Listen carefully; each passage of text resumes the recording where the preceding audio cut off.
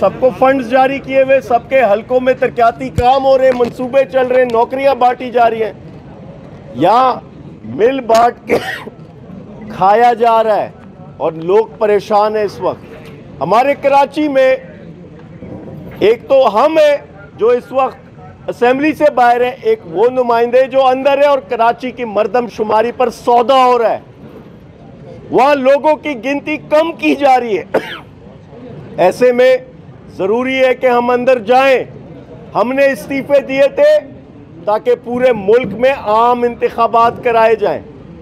हमने इस्तीफे इसलिए नहीं दिए थे कि यहाँ पे कोई फ्रॉड निज़ाम कायम कर लिया जाए, फ्रॉड ऑपोजिशन कायम कर ली जाए और अपनी मर्जी के मुताबिक इस्तीफे कबूल करते जाएं। पहले 33, फिर 40, फिर दीगर, और अपनी मर्जी के मुताबिक कभी 9 हल्कों में इलेक्शन करा देते, कभी 33 हल्कों में इलेक्शन करा देते। हम आम इंतखाबात के लिए निकले थे।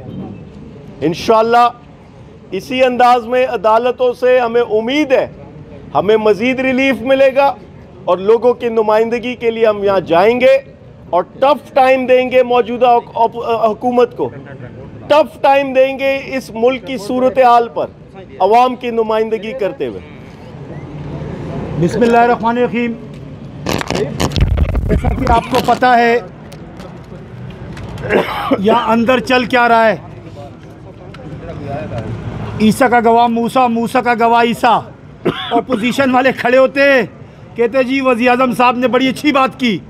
ये कौन सी जमहूरियत में होता है या कौन सी अपोजिशन चल रही है?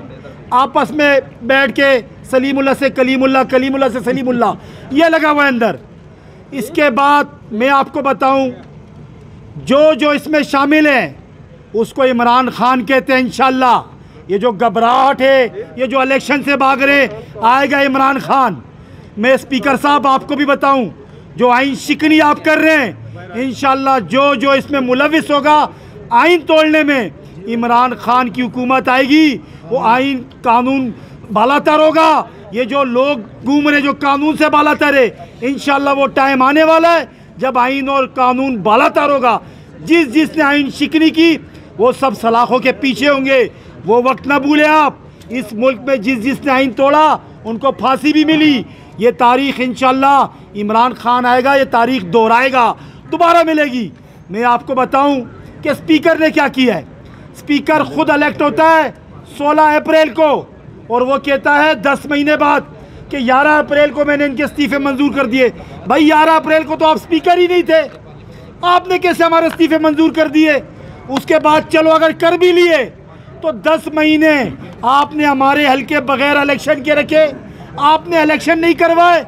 उसके बाद क्या होता है, हम कोर्ट गए, कोर्ट ने हमें डायरेक्शन दी, स्पीकर का जो नोटिफिकेशन, रिस्पोंडेंट नंबर 1 स्पीकर, उसका नोटिफिकेशन मुअत्तल कर दिया। जब नोटिफिकेशन मुअत्तल हो गया, हम स्पीकर के पास आए। इनको शर्म आनी चाहिए। हम उस दिन भी असम्बली के अंदर जाके बैठ सकते थे। हमारे पास सिंध हाई कोर्ट का ऑर्डर